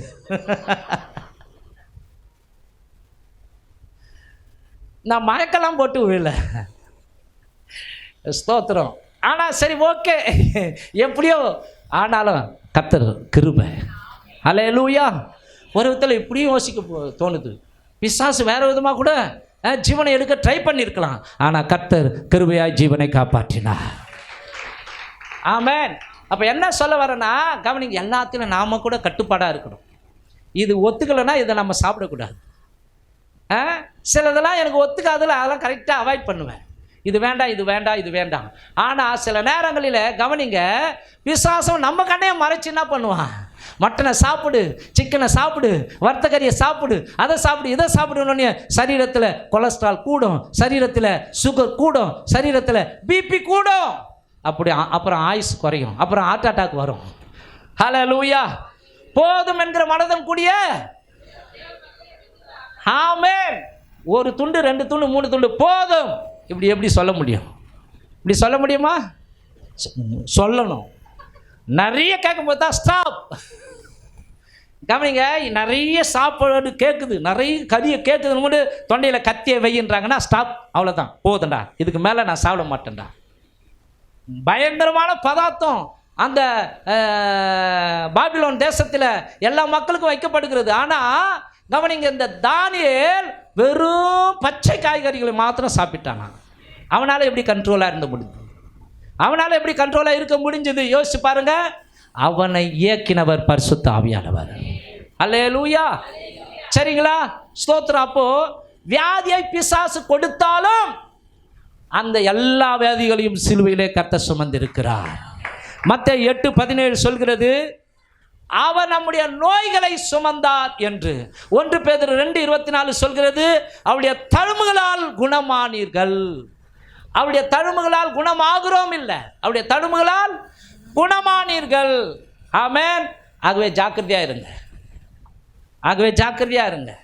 சில நேரங்களில் நமக்கு கவனக்குறைவை பிசாசு உண்டாக்குவான். நமக்கு உப்பு அளவோடு சாப்பிடணும்னா பிசாசு பண்ண, உப்பே உரைக்கலையே, உப்பை போடு, இன்னும் உப்பை போடு, உப்பை போடுன்னு. நிறைய உப்பை சாப்பிட்டா கிட்டி போயிடும். சக்கரை உரைக்கல, சக்கரை உரைக்கல, சக்கரை உரைக்கலன்னு நிறைய சர்க்கரையை சாப்பிட்டா சுகர் வந்து அட்டாக் வரது கூட தெரியாது, சைலண்ட் அட்டாக்காக மாறிடும். அப்போ இதெல்லாம் பிசாசுடைய கிரியை தானே. ஆமென். சிலது கவனிங்க, நாக்குக்கு ஒத்துக்காத்து வயிற்றுக்கு ஒத்துக்கும், ஆனால் வயிற்றுக்கு ஒத்துக்காத்து நாக்குக்கு நாவாம், அப்படியே அலையும். ஆமென். ஆகவே ஸ்தோத்திரம். கவனிங்க, உணவில் கூட நம்ம கட்டுப்பாடாக இருக்க வேண்டும். இந்த சரீரம் தேவனுடைய ஆலயம். ஹல்லேலூயா. ஆமென். ஆகவே அன்பானுள்ளே கவனிங்க, யோசித்தோம். இப்போ நான் கூட ஊழியம் செய்யலாம்ப்பா இருக்கிற நாட்கள் வரைக்கும். அப்போது ஸ்தோத்திரம், எதை சாப்பிடணும் அதை சாப்பிட்லாம். இனிமேல் டீ கூடவா, காலையில் 1 தம்மா துண்டு கெஞ்சி கேட்குறேன். இப்போ என் பொண்ணுக்கிட்ட, அம்மா அன்றைக்கி ராத்திரி கேட்டேன், கெஞ்சி கேட்டேம்மா, மெசேஜ்லாம் எடுத்தோடனே கொஞ்சம் டீ கொடுமா, டீ கொடுமா, டீ கொடுமா. ஐயோ வேணாப்பா வேணாப்பா, சும்மா கொஞ்சோண்டு கூட, கொஞ்சோண்டு கூட, கால்வாசி. அதை சாப்பிட்டா தான் ஒரு மாதிரியாக இருக்குது. கவனிங்க, ஆக அதை கூட கண்ட்ரோலுக்குள்ளே கொண்டு வந்துடலாம் அப்படின்னு சொல்லி காலையில் ஒரு டீ, சாயந்தரம் ஒரு டீ போதும். அது கூட ஒரு டம்ளர் ஃபுல்லாக வேண்டாம். ஆனால் வீடுகளுக்கு போனால் என்னன்னா, டீயை குடித்தோடனே அடுத்த வீட்டுக்கு போனால் கூல்ட்ரிங்க்ஸ் கொடுக்குறாங்க. குடிக்கலன்னா அந்த பாஸ்லாம் குடிப்பாரா? இவர் குடிக்க மாட்டார், ஒரு தப்பாக நினச்சிட்டு போகிறாங்கன்னு. அந்த நாட்களில் ஒரு வீட்டில் போனால் மிராண்டா, ஒரு வீட்டில் போனால் காப்பி, ஒரு வீட்டில் போனால் டீ, ஒரு வீட்டில் போனால் பூஸ்ட்டு, இப்படி குடிச்சிட்டு வந்து வீட்டில் வந்து வாந்தி எடுத்துங்க எடுப்பேன். அப்புறம் தான் புரிந்து கொள்ள ஆரம்பித்தேன், இதெல்லாம் நம்ம தவிர்க்க வேண்டும். ஹல்லேலூயா. கவனிங்க, எனக்கு விசுவாசம் இருக்குது அப்படின்னு சொல்லி மழையில் போய் நனைஞ்சா அது முட்டாள்தனம் தானே. கடவுள் ஞானத்தை கொடுத்துருக்கிறார், அந்த ஞானத்தை நம்ம என்ன பண்ணணும்? பயன்படுத்தணும். ஆகவே கடுமையான வெயில், அப்போ இந்த வெயிலில் சுற்றினா நமக்கு பலவீனம் வரும் அப்படின்னா நாம் வெயிலில் சுற்றக்கூடாது. எச்சரிக்கை கொடுத்துருக்குறாங்க. வருகிற ஏப்ரல் மே மாதம்லாம் கடுமையான வெயில் இருக்க போதான். ஸ்தோத்திரம். வெயிலில் அங்கே இங்கே என்ன பண்ணாதீங்க, சுத்தாதீங்க. இப்போ என்ன காரியம் செய்யணுமோ 10 மணிக்குள்ளே செஞ்சுட்டு வீட்டுக்கு வந்துடுங்க முடிஞ்ச வரைக்கும். அத்தாட மாலையில் 4 மணிக்கு வீட்டை விட்டு வெளியே போங்க. ஹல்லேலூயா. ஆமென். நம்முடைய சரீரத்தின் மீது தெய்வம் அக்கறை உடையவராய் இருக்கிறார். ஆமென். அப்போ அவன் வியாதிகளை கொண்டு வருகிறான். 3வது காரியம் தடைகள். 1 தெசலோனிக்கேயர் புஸ்தகம் 2ஆம் அதிகாரம் 18வது வசனம். 1 தெசலோனிக்கேயர் 2:18. ஆகையால் நாங்கள் உங்களிடத்தில் வர இரண்டொரு தரம் மனதாயிருந்தோம். பவுலாகிய நானே வர மனதாயிருந்தேன். சாத்தானோ எங்களை தடை பண்ணினான். 3வது அவன் மனு குலத்திற்கு பண்ணுகிற ஒரு தீமை தடைகளை கொண்டு வருகிறவன். இன்று தேவனுடைய ஜனங்களுக்குள் காணப்படும் தடைகளுக்கு அளவே இல்லை. நல்ல இந்த காரியம் நடக்கும் அப்படின்னு நினைச்சுக்கினே இருக்கிறாங்க. பட்டுன்னு ஏதாவது குறுக்க ஒரு தடை. பொண்ணுக்கு மாப்பிள்ளை கிடைச்சன நம்பிக்கொண்டே இருக்கிறாங்க, அதுக்கு தடை. பையனுக்கு பொண்ணை தேடுறாங்க, அது தடை. ஆலயத்துக்கு வருவதற்கு ஆசை இருக்க தடை. அந்த நேரத்துக்கு யாருன்னா சொந்தக்காரங்க வந்துடுவாங்க. சுவிசேஷம் சொல்வதற்கு தடை. ஊப்பில ஒரு முதல்வர் அவர் சொல்றாரு, நற்செய்தி சுவிசேஷம் கிறிஸ்தவங்க சொன்னாலும் சரி, ரம்ஜான் அன்னைக்கு ரோடுகளில் முஸ்லீம்கள் தொழுகை செய்தாலும் கைது பண்ணப்படுவார்கள். அப்போ ரோட்டில் பஜனை பாடலாமா? ரோட்டில் பஜனைலாம் பாடின்னு போல விட்டுடுறாங்க. இவங்க கோவிந்தா கோவிந்தான்னு கத்துனா விட்டுடுறாங்க. அவரே கத்துறாங்க பாருங்களேன். பக்கத்து வீட்டில் பாட்டு போட்டு பயங்கரமாக கத்துவாங்க, அதெல்லாம் கேட்க மாட்டாங்க. நம்ம பாட்டு பாடினவனே வந்துடுவாங்க, ஏப்பா நாங்கள் தூங்க தேவையில்ல. ஆனால் இன்னொருத்தன் பாட்டு போட்டு அப்படியே சவுண்டு போட்டு அங்கே பயங்கரமாக கூத்தாடுவாங்க, அதெல்லாம் கண்டுக்கவே மாட்டாங்க. அப்போ கவனிங்க, இன்னைக்கு இதெல்லாம் இந்த உலகம் தற்காலிகமாக பிசாசுடைய கருத்தில் இருக்கிறபடினால உண்மையான தெய்வத்துக்கு ஆராதனை செய்யக்கூடாது, உண்மையான தெய்வத்தை மனுஷன் ஏற்றுக்கொள்ளக்கூடாது, உண்மையான தெய்வத்திற்கு மனுஷன் மகிமையை செலுத்தக்கூடாதுன்னு சொல்லி தடையை கொண்டு வருகிறவனாக இருக்கிறான். அப்போ தேவனுடைய ஜனங்களுடைய வாழ்க்கையில் இன்றைக்கு தடை செய்கிறவன் பிசாசு. ஒரு மனுஷன் ரட்சிக்கப்படுவதற்கு தடையா இருக்கிறான். ஞானஸ்நானம் எடுப்பதற்கு பிசாசு தடை பண்றான், ஊழியங்களுக்கு தடை செய்கிறான், ஆலயம் கட்டுவதற்கு அதுக்கு தடை செய்கிறான். அல்லேலூயா, ஆமென். ஆனா அந்த தடைகளை உடைக்கிறவர் நமக்கு முன்பாக போகிறார் என்று வேதம் சொல்கிறது. பெரிய தடையை நீ அம்மாத்திரோ, ரட்சிக்கப்பட்ட தேவனை தொழுது கொள்ளுகிற தேவனுக்காக உண்மை உத்தமமாய் நடக்கிற பிள்ளைகளுக்கு முன்பாக நீ சமபூமியாவாய். பலத்தினாலும் அல்ல, பராக்கிரமத்தினாலும் அல்ல, தேவனுடைய ஆவினால.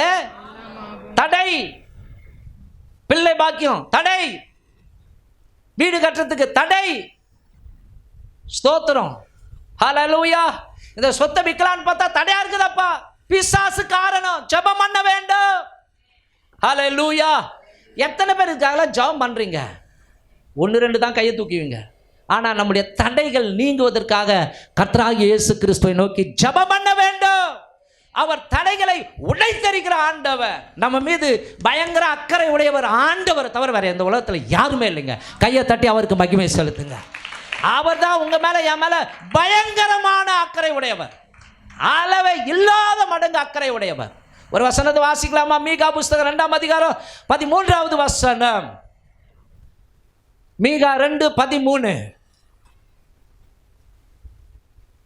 தடைகளை நீக்கி போடுகிறவர், தடைகளை நீக்கி போடுகிறவர் அவர்களுக்கு முன்பாக நடந்து போகிறார். இப்ப பயங்கரமா கையை தட்டுன, நீங்க கையை தட்டுங்க, கையை தட்டி ஆவியில நிரம்பி ஜெபம் பண்ணுங்க. உங்க வாழ்க்கையில எதெல்லாம் தடையா இருக்குதோ அந்த தடையெல்லாம் விலகி போகட்டும். நடக்க வேண்டிய நன்மைகள் சீக்கிரமா இருப்பதாக. அல்லேலூயா. இங்க சொல்றாரு, தடைகளை நீக்கி போடுகிறவர் அவர்களுக்கு முன்பாக நடந்து போகிறார். அவர்கள் தடைகளை நீக்கி வாசலால் உட்பிரவேசித்து கடந்து போவார்கள். அவர்கள் ராஜா அவர்களுக்கு முன்பாக போவார். கர்த்தர் அவர்கள் முன்னணியில் நடந்து போவார். கரங்களை தட்டி ரேசு ராஜாவுக்கு ஸ்தோத்திரம் பண்ணுவோமா? உங்க வாழ்க்கையில இதுவரைக்கும் தடைகள் இருக்குமானால் அந்த தடைகளை கர்த்தர் உடைத்தறிவாராக. கைக்கு கிடைச்சது வாய்க்கும் 8 மணிக்கு தேவன் உதவி செய்வார். ஆமென். சீக்கிரத்தில் உங்களுக்கு அற்புதம் நடக்கும், நன்மைகள் நடக்கும்.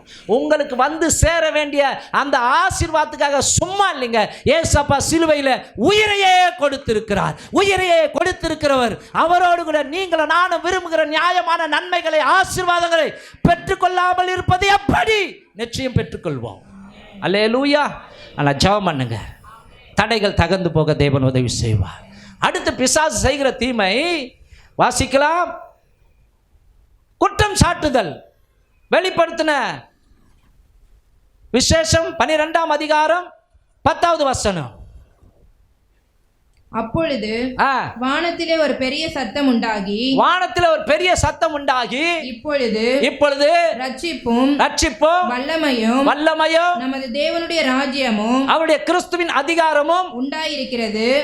இரவும் பகலும் நம்முடைய தேவனுக்கு முன்பாக, கவனிங்க, இரவும் பகலும் நம்முடைய தேவனுக்கு முன்பாக நம்முடைய சகோதரர் மேல் குற்றம் சுமத்தும் பொருட்டு அவர்கள் மேல் குற்றம் சாட்டுகிறவன் அவர்கள் மேல் குற்றம் சாட்டுகிறவன் தாழ தள்ளப்பட்டு போனான். அல்லேலூயா. அடுத்து அவனுடைய கிரியைகள் குற்றம் சாட்டுகிறவன். நீ யோக்கியமா? உன்னை ஆண்டவர் மன்னிச்சாட்டாரா? உனக்கு இப்படியே தான் நடக்க போகுது. நீ பரிசுத்தவான் இல்லை, நீ பரிசுத்தவாட்டி இல்லை, அப்பாலே போ சாத்தானே. ஆமாம். இன்னொரு வசனத்தை நம்ம வாசிப்போமா? சகரியா 3ஆம் அதிகாரம் 1வது வசனம். சகரியா 3ஆம் அதிகாரம் 1வது வசனம். அவர் பிரதான ஆசாரியனாகிய யோசுவாவை எனக்கு காண்பித்தார். அவன் கர்த்தருடைய தூதனுக்கு முன்பாக நின்றான். சாத்தான் அவனுக்கு விரோதம் செய்ய அவன் வலது பக்கத்திலே நின்றான். கவனிங்க, போதுமா? வலது பக்கத்தில் யார் நிற்கிறானா? பிசாசு நிற்கிறானா? குற்றம் சுமத்துவதற்கு. ஆண்டவரே, இவன் சரியில்லை, இவன் எந்த தப்பை பண்ணியிருக்கிறான், இவன் இதை செஞ்சிருக்கிறான், இதை பண்ணியிருக்கிறான், அதை பண்ணியிருக்கிறான். ஆனால் நீங்கள் தேவனுடைய பாதத்தில் சரண்டர் பண்ணிடுங்க. தன் பாவங்களை மறைக்கணும் வாழ்வடைய மாட்டான். அவைகளை அறிக்கை செய்து விட்டு விடுகிறவன தேவனிடத்தில் இரக்கம் பெறுவான். குற்றம் சாட்டுகிற ஆவி இது என்னன்னா குறை சொல்ற ஆவி. சரியா? என் கண்ணில் இருக்கிறத பார்க்காது, அடுத்தவங்க கண்ணில் இருக்கிறத தான் பார்க்கும். உன் கண்ணில் இவ்வளோ பெரிய உத்தரம் இருக்குது, ஆனால் அடுத்தவங்க கண்ணில் இருக்கிற தூசி என்ன பார்க்குற? நீ பார்த்து நீ சரியில்லை. நாம் ஒருவருக்கு ஒருவர் விரோதமாய் குற்றம் சாட்டக்கூடாது என்று வேதம் நமக்கு புத்தி சொல்லுகிறது. ஆமாம். இந்த இந்த இந்த இந்த குறை சொல்ல ஆவி நான் இல்லை ஒத்துக்க மாட்டாங்க. இது ஆரம்பத்திலேயே ஏதேன் தோட்டத்திலே உண்டாயிடுச்சு. பண்ண தப்ப ஒத்துக்க வேண்டியது தானே? ஏன் இப்படி செஞ்சீங்கன்னு ஆண்டவர் கேட்குறாரு. ஆதாம் சொல்றாரு, ஆண்டவரே நீங்க கொடுத்த ஸ்திரீ தான். ஆண்டவர் மேலேயே வைக்கிறான் இவன். ஆண்டவரே நான் இல்லை, நீங்க எனக்கு துணையா கொடுத்தீங்க பார்த்தீங்களா, அவதான் பாருங்க கோத்து விடுறான். ஆமா நான் தப்பு பண்ணிட்டு ஆண்டவரே என்ன மன்னிங்கன்னா மன்னிக்க போறாரு. அடுத்தது கவனிங்க, ஸ்திரியை பார்த்து கேட்கிறாரு ஆண்டவர், ஏன் இப்படி செஞ்ச? நான் இல்லை ஆண்டவரே, சர்ப்பம் தான் என்னை வஞ்சித்தது. இப்போ நான் இல்லைன்னு கவனிங்க. எப்பவுமே ஸ்தோத்திரம், நம்மக்கிட்ட நேர்மை இருந்தால் கூட பரவாயில்ல, ஓகே சரியா, இனிமேல் நான் மாற்றிக்கிறேன் சொல்கிறதுல என்ன நம்ம குறைஞ்சா போயிட்டு போகிறோம்? யோசிச்சிங்களேன்? அப்போது கவனிங்க, இப்போ நிறைய பேருடைய குறைகளை பார்த்து குறையே சொல்லிங்க எடுக்கிற காரியம் நமக்கு வேண்டாம். ஆமென். ஹல்லேலூயா. கணவன் மனைவினா கவனிங்க, கணவன் மனைவி மேலே குறை சொல்கிறது, மனைவி கணவன் மேலே குறை சொல்கிறான், அந்த குடும்பம் விளங்குமா? அந்த குடும்பத்துக்கு சமாதானம் இருக்குமா? அந்த குடும்பம் கட்டப்படுமா? யோசிச்சு பாருங்க. விட்டு கொடுக்கிறவர்கள் கெட்டு போவதில்லை, கெட்டு போகிறவர்கள் விட்டு கொடுப்பதில்லை. ஹல்லேலூயா. ஆமென். அப்போ ஒருத்தருக்கு ஒருத்தர் குற்றம் சாட்டி கொண்டே இப்படியே பேசிக்கணும்னா, இப்படியே பேசிக்கொண்டே இருந்தோம்னா அங்கே என்ன ஆவி கிரியை செய்யுதுன்னா சாத்தானின் ஆவி கிரியை செய்யுது. நீ யோக்கியமா? உடனே அவரு நீ யோக்கியமா? ஹல்லேலூயா. ஒரு வீட்டில் கணவன் மனைவிக்கு சண்டை நடந்துதான். மனைவிக்கு புருஷன் மேலே சம கோபமா. ஆகவே பிள்ளைய பார்த்து, அவர் அடிக்க முடியாதுல்ல, பிள்ளைய பார்த்து மொத்துன்னு மொத்துனாங்களாம். திருநுக்கு பிறந்தவன ஏன்டா அடங்காதவனாகிற அப்படின்னு மொத்துன்னு அடிச்சு திட்ட வேண்டிய எல்லாத்தையும் வீட்டுக்கார திட்டத்தை பிள்ளைய திருநுக்கு பிறந்தவன அடின்னு அடிக்கிறாங்களாம். அல்லேலூயா. இந்த மாதிரிலாம் கவனிங்க, குடும்பத்தில் போராட்டம் தெரியுங்களா? ஒரு சொல்லக்கூடாது. இங்கே இல்லை, உங்கள் வீட்டில் இல்லை, சில வீடுங்களில் அங்கே சிங்கில் டிமால்னு உருளும் பாத்திரங்கள். ஸ்தோத்திரம். அங்கே சமையல் கட்டெல்லாம் ஊரில் தெரியுங்களா? பார்த்துக்கிறீங்களா? பார்த்தது இல்லைங்க, நாங்களே செஞ்சுருக்கிறோன்றீங்களா? ஆகவே ஒருத்தருக்கு ஒருத்தர் அதை மறப்போம், மன்னிப்போம். அதை வார குத்தி காட்டுதான். தெரியும்பா, போன மார்ச் மாதம் 3ஆம் தேதி நீ என்ன பண்ணியே, அதை நான் மறக்கலையே. அடிப்பாவி, மறக்காம இவ்வளோ வருஷமா? அப்போ மறப்போம் மன்னிப்போம் இல்லாமல் அது குத்தி காட்டுறது, சமயம் பார்த்து குத்தி காட்டுறது. ஹல்லேலூயா. ஆமென், ஆமென், ஆமென். ஒரு பொண்டாட்டி புருஷனுக்கு சூனியம் வைக்கிறதுக்காக காட்டில் இருக்கிற ஒரு முனிவர்கிட்ட போச்சான். அவர் நல்ல முனிவர். ஓகே, நான் உனக்கு ஒரு ஆலோசனை தருகிறேன். பக்கத்தில் ஒரு கரடி இருக்குது, அந்த கரடியை உங்ககிட்ட ஃப்ரெண்ட்ஷிப்பாக மாற்று 1 மாதம். அப்புறம் உனக்கு நான் கொடுக்குற பாரு பயங்கரமான சூனியம் வைக்கிற பாரு உன் புருஷனுக்கு, ஆட்டோமேட்டிக்காக உன் கூட அன்பாக மாறிடுவான். உடனே இதுவும் சேலஞ்சா ஒவ்வொரு நாளும் வந்து அந்த கரடியோடு கூட அன்பாக பழக ஆரம்பிச்சுதான். கடைசியில் இந்த கரடி இந்த பொண்ணை விடவே இல்லையா, அவ்வளவு அந்யோன்யமாக மாறிடுச்சான். இவளுக்கும் அந்த கரடியை ரொம்ப பிடிச்சி வச்சான். ஏம்மா, மோசமான கரடியையே அன்பாய் மாற்றக்கூடிய வல்லமை உனக்குள்ளே இருக்குதுன்னா உன் புருஷனை உன்னால் ஆதாயம் பண்ண முடியாதா? ஆகவே தான் உனக்கு இந்த ட்ரைனிங். போ, அந்த அன்பை புருஷன் மேலே காட்டு, அந்த அன்பை புருஷன் மேலே காட்டு. கடந்த காலங்களில் புருஷனை என்னன்னு கூடுவாங்களாம், ஆண்டவனேன்னு கூடுவாங்களாம். இப்போ எப்படி கொடுக்குறாங்களா, டேய் டேய் டேய் இன்னானா பாசை போட்டு திட்டுறாங்க தெரியுமா? அவனா அவன் இல்லை, வெளியே எங்கடா சுற்றிக்கின்னு இருப்பான். ஒரு நாளாக நம்முடைய புருஷனை மறைவில் கூட அவன் சொல்லக்கூடாது, மறைவில் கூட சொல்லக்கூடாது. ஆனால் இன்னைக்கு பேரை விட்டு கூப்பிடுறாங்க, அது ஸ்டைலுன்றாங்க. சோத்திரம், ஹல்லேலூயா, ஆமென். கடவுள் மனைவிக்குள்ளே நீங்கள் குறை சொல்கிறது இருக்கக்கூடாது. ஆமாம், உங்கள் அம்மா வீட்டிலேருந்து என்னத்தை நீ கொண்டுன்னு வந்த? எப்போ ஒரு வீட்டில் போனால் இப்போ போய் வாங்கின்னு வர சொல்கிறாரு பாஸ்டர். எப்போ தாத்தா வாங்கிட்ட பிறகு உன் பொண்டாட்டி வீட்டில் போய் உங்கள் அம்மா வீட்டில் போய் வாங்கினாடியே, தலைலாம் மூடி ஆச்சு, டைல்ஸ் போட காசு இல்லை, உங்கள் அம்மா வீட்டில் போய் வாங்கிடுவா. தாத்தா வாங்கிட்டாரு அவர். இப்போ சொல்கிறாராம், சண்டை போடுறாராம், போய் உங்கள் அம்மா வீட்டில் போய் ஏதாவது வாங்கிடுவா. குத்தி காட்டுது, இந்தா எடுத்துன்னு வந்தனியா, தகர டப்பா தானே, தகர பொட்டி தானே கொண்டுன்னு வந்த. இப்படிலாம் நம்ம என்ன பண்ணக்கூடாது. எனக்கு ஒரு பாலிசி, எனக்கு ஒரு எண்ணம் என்னன்னா, வரதட்சணை வாங்குவது கேவலமான காரியம். ஆகவே ஸ்தோத்திரம், யோசிச்சு பாருங்களா, பொண்ணை கட்டி கொடுத்து கல்யாணம் பண்ணி கொடுத்துட்டா என்ன ஆகுது? அடுத்தது சீமந்தத்துக்கும் செய்யணும். அடுத்தது அப்போ ஹாஸ்பிட்டலுக்கிட்ட போகிறாங்கள, அந்த ஹாஸ்பிட்டலில் 1 லட்சம் ஆனால் கூட ஆப்ரேஷன், அதுவும் யார் கொடுக்கணும்? பொண்ணை பெற்றவங்க தான். அப்புறம் அதுக்கு இடையில வந்து போகும்போதெல்லாம் 1000-500 கொடுப்பாங்க. அப்புறம் நம்ம 1 வயசு ஆனவனே குழந்தைக்கு. அப்போ இப்போ தான் பயங்கர சீதன பொருட்களாம் வருது. எப்பா, எவ்வளோ நாளைக்கு தான்ப்பா நீ வாங்கிக்கின்னு இருப்ப? அல்லேலூயா, ஆமென். யோசிச்சு பாருங்களேன், ஸ்தோத்திரம். கவனிங்க, கர்த்தர் என்னை ஆசீர்வதித்தார். இப்படி சொல்லணும். என் வீட்டில் இருக்கிற எல்லா பொருளும் கர்த்தர் கொடுத்த பொருள். என் மாமனார் மாமியார் வீடு கொடுத்த பொருள், கொடுத்தா வாங்கிங்க, தப்பு இல்லை. ஆனால் வலுக்கட்டாயம் பண்ணக்கூடாது. நீ என்னத்தான் செஞ்ச, உங்கள் அம்மா என்ன செஞ்சா, உங்கள் அப்பா என்ன செஞ்சான், அந்த மாதிரி எண்ணம் கூட வரவே கூடாது. ஆமென், ஹல்லேலூயா. இந்த மாதிரி கவனிங்க, கல்யாணம் பண்ணுறப்போ சொல்லுவாங்க ஆசை 60 நாள், மோகம் 30 நாள். அப்போ எதுவும் கேட்க மாட்டாங்க. ஒரு குழந்தை பெற்ற உடனே சண்டை, ஒன்றுமே போடல, ஒன்றுமே செய்யலை. அதே மாதிரி பொண்ணும், நீ என்னத்த எனக்கு கீச்ச, உன்னை பெற்று வளர்த்து ஆளாக்குனாங்களா, அதுவே பெரிய விஷயம். சரியா? எனக்கு என்னத்த பண்ண ஏதோ ஒரு வாழ்க்கையை ஏற்படுத்தி கொடுத்தாங்களே. அல்லேலூயா, நம்ம ஆமேன் வராதா? சரியா? அங்கே போய் அப்பா அம்மா வீட்டில் தொந்துருவோம். அவங்களுக்கு இன்னும் 2 பொண்ணு இருக்கும், இன்னும் 2 புள்ள இருக்கும், இன்னும் கஷ்டப்படுவாங்க. எனக்கு செய், அவளுக்கு செஞ்சல, எனக்கு செய்யலைன்னா அவ்வளோதான், நான் போலீஸ் ஸ்டேஷனுக்கு போயிடுவேன், நீ இந்த சொத்தை விற்கவே முடியாது, அவ்வளவுதான். அப்போ என்ன ஆவிது? பேசு பாருங்க. உனக்கு தைரியம் இல்லை, உனக்கு தெம்பு இல்லை, உனக்கு பரிசுத்த ஆவியின் மேலே நம்பிக்கை இல்லை, உனக்கு கடவுள் பக்தி இல்லை. கர்த்தர் என்னை ஆசீர்வதிப்பார். ஏன் அந்த விசுவாசம் இல்லாமல் போச்சு?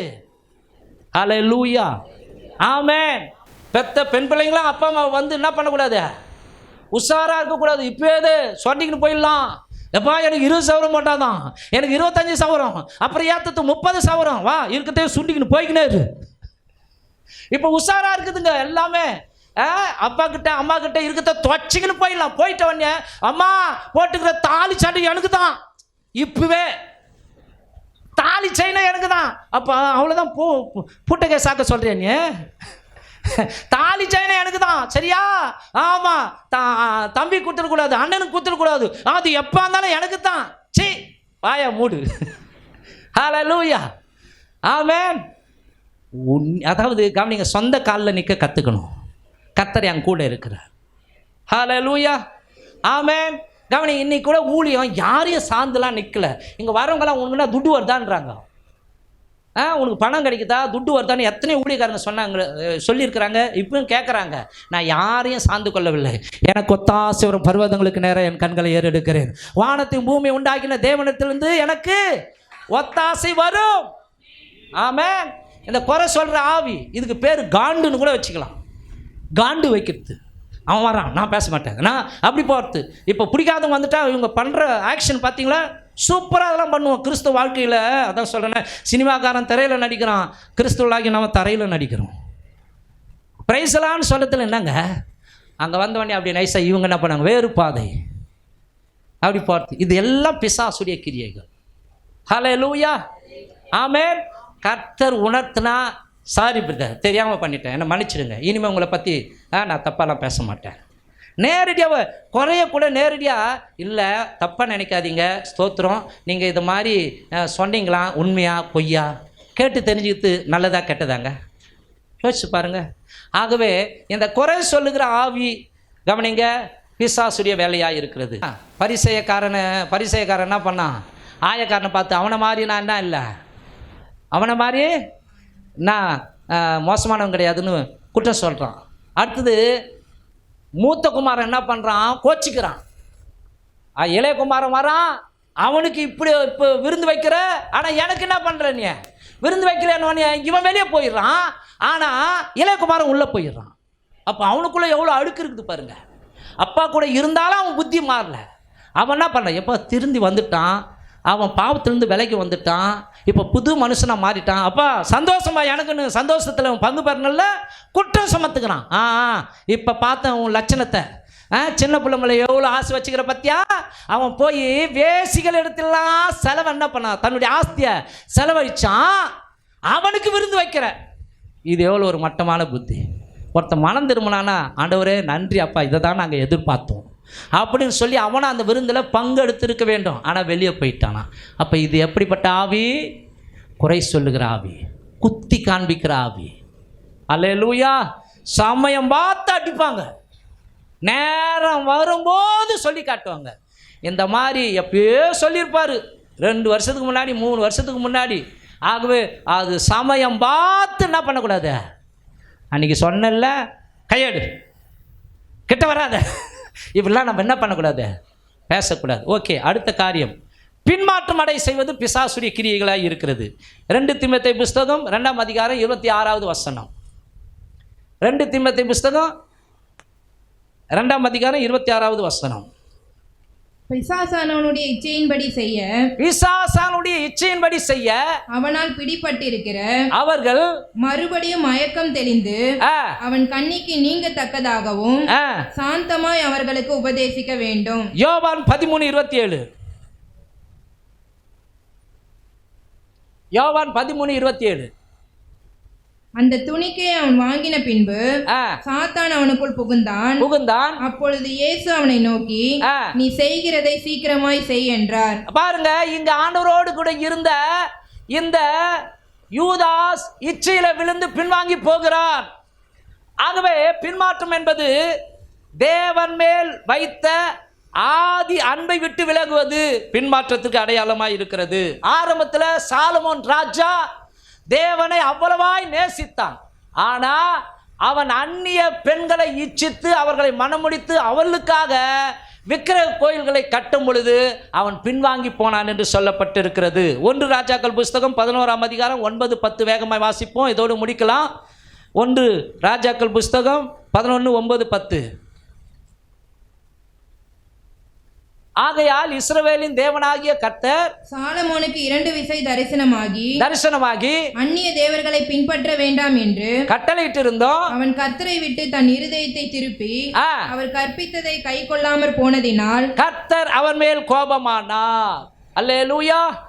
இந்த காலகட்டங்களில் இந்த பின்மாற்றத்தின் ஆவி அநேகருக்குள்ள கிரியை செய்கிறது. கவனிங்க, இவங்க பாவத்தில் இருப்பாங்க, ஆனால் பாசு மேலே குறை சொல்லுவாங்க, அல்லது சபை மேலே குறை சொல்லிட்டு என்ன பண்ணுவாங்க, கொஞ்சம் கொஞ்சமாக ஞாயிறு ஆராதனையை கட் பண்ணுவாங்க. கொஞ்சம் கொஞ்சமாக ஞாயிறு ஆராதனையை கட் பண்ணுவாங்க. கவனிங்க, பின்மாற்றம் என்பதன் அடையாளம் உலகத்தை சிநேகிப்பது, உலகத்தையும் உலகத்தில் உள்ளவைகளையும் சிநேகிப்பது பின்மாற்றத்திற்கு அடையாளமாக இருக்கிறது.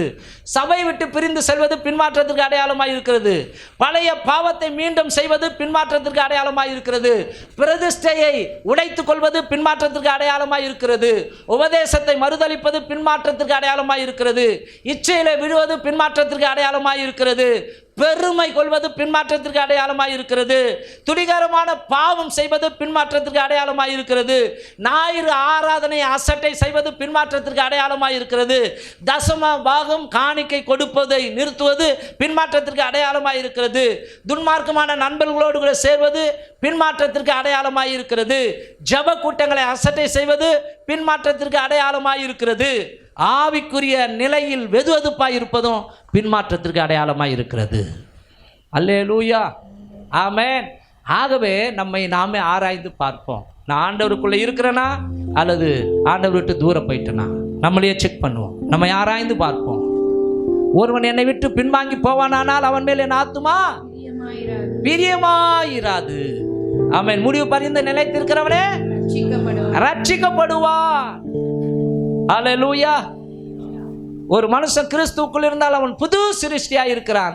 பழையவைகள் ஒளிந்து போயின, எல்லாம் புதிதாயின. கடைசியா ஒரே ஒரு வசனத்தை மாத்திரம் வாசிச்சு முடிக்கலாம்.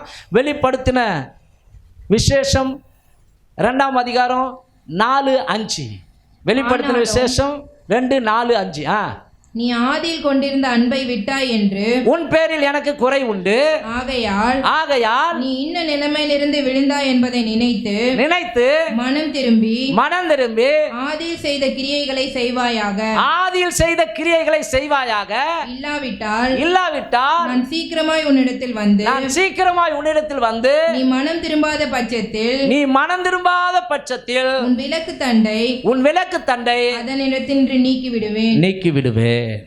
ஆமென்.